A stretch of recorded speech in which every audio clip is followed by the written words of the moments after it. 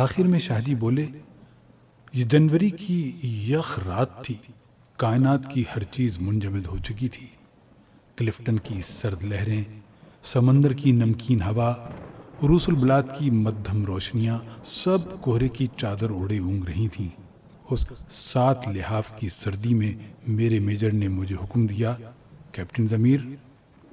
ایک منٹ شاہ جی، اقبال نے اپنی روایتی بے چینی سے شاہ جی کو ٹوک دیا۔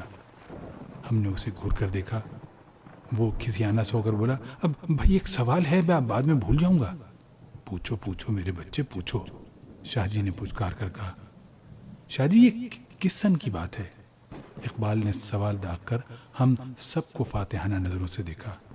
میرے بچے، یہ سن 47 کی جنوری کی بات ہے، پاکستان بننے سے پہلے کی سردیاں۔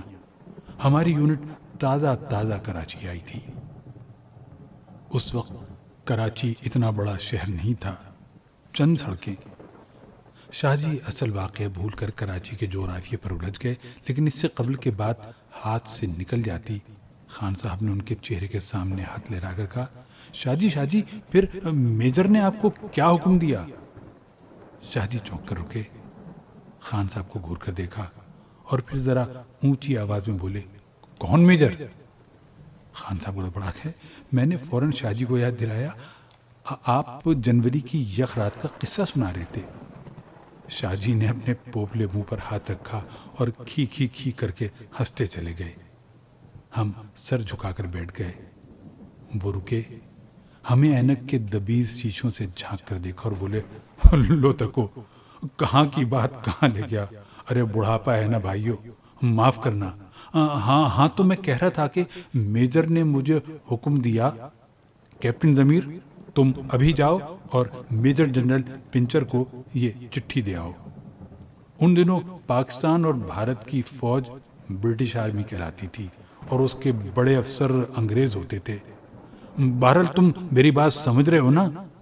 شاہ جی نے رک کر ہماری طرف دیکھا۔ ہم نے فوراً گردن ہلا کر تائید کر دی۔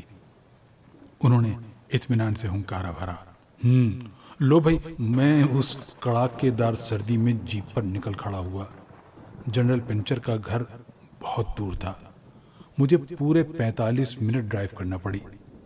بہرحال قصہ مختصر، میں آخر ٹھٹرتا ہوا جنرل کے گھر پہنچ گیا۔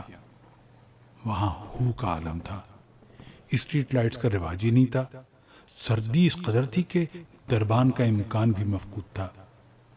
بس وہاں میں تھا اور جنرل کا ریچھ جتنا اونچا کتا جو سامنے کھڑا مجھے گھور رہا تھا۔ میں جو ہی پاؤں نیچے رکھتا، وہ بھوں کر کے مجھے پاؤں واپس اٹھا لینے پر مجبور کر دیتا۔ ارے تم لوگ بور تو نہیں ہو رہے؟ شاہ جی نے ایک بار رک کر پوچھا۔ نہیں ہرگز نہیں، ہم بیک وقت بولے۔ چلو پھر ٹھیک ہے۔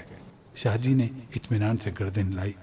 بہرحال بھائیوں، میں نے کتے کو بھگانے کے 100 جتن کیے، لیکن وہ ٹس سے مس نہ ہوا۔ ہوتا بھی کیوں، آخر انگریز جرنیل کا کتا تھا۔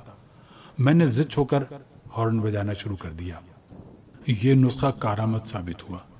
صاحب کے سرونٹ کوارٹر سے ان کا دیسی بٹلر دھوتی سنبھالتا ہوا نکلا اور ٹامی پکارتا ہوا باہر آ گیا۔ میں نے اسے چٹھی دکھا کر جنرل سے ملنے کی درخواست کی۔ اس نے میرے کندھے کے پھول دیکھے، ایک ادھورا سا سلوٹ کیا اور ٹامی کو ساتھ لے کر اندر چلا گیا۔ میں جیپ سے اترا اور لیفٹ رائٹ کرتا ہوا رہائشی ایریا کے سامنے کھڑا ہو گیا۔ شاہ جی ایک لمحے کے لیے پھر رکے، ہمیں دیکھا اور استفہامی انداز میں بولے، تمہیں پتا ہے میں اس سردی میں وہاں کتنی دیر کھڑا رہا؟ ہم نے فوراً گردن نفی میں ہلا دی۔ شاہ جی نے ہنکارا بھرا، پورے 35 منٹ، جنٹلمین 35 منٹس اس ہڈیوں میں سرایت کر جانے والی سردی میں کھڑا رہا میں، کیپٹن ضمیر۔ اس دوران گورا جنرل باہر آنے کی تیاری کرتا رہا۔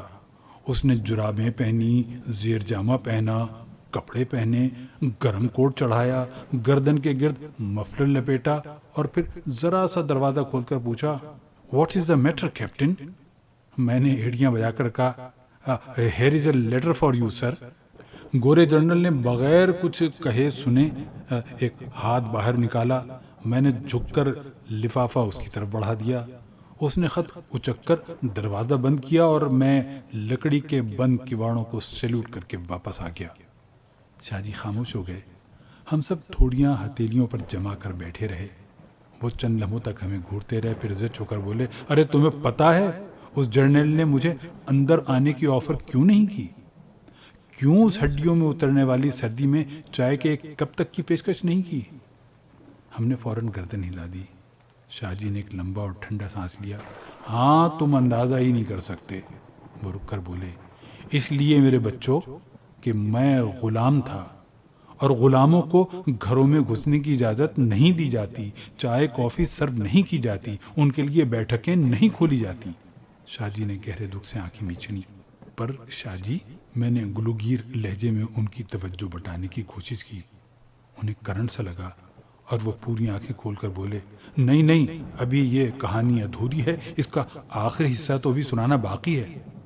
انہوں نے سر جھٹک کر دکھ بھگانے کی کوشش کی۔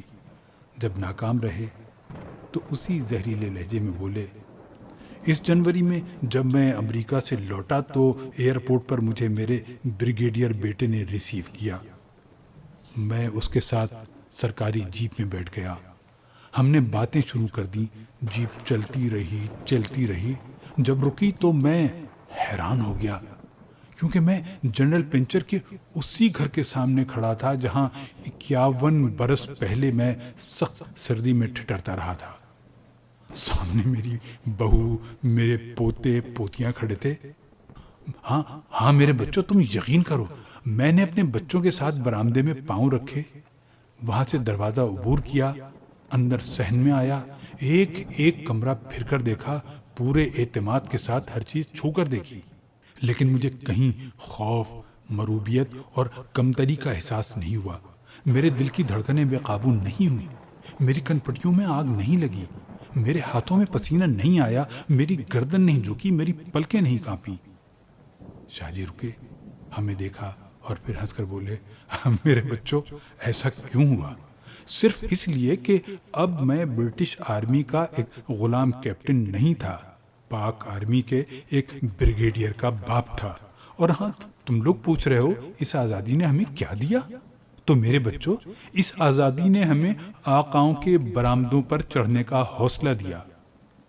شاہ جی پھر رکے، چند لمحوں تک کچھ سوچا اور پھر نسبتاً اونچی آواز میں بولے، پر یار تم لوگوں کا بھی کوئی قصور نہیں، یہ آزادی کم وقت ہوتی ہی ایسی ہے، جتنی بھی ہو کم لگتی ہے۔ جو محبت اور جو آزادی انسان کو قناعت سکھا دے، اسے محدود رہنے، صابر رہنے پر مجبور کر دے، وہ محبت ہی کب ہوتی ہے، وہ آزادی ہی کب ہوتی ہے؟ یارو، تم لوگ جو آزادی پر شاکی ہو، یہی تو اس کے آزاد ہونے کی نشانی ہے۔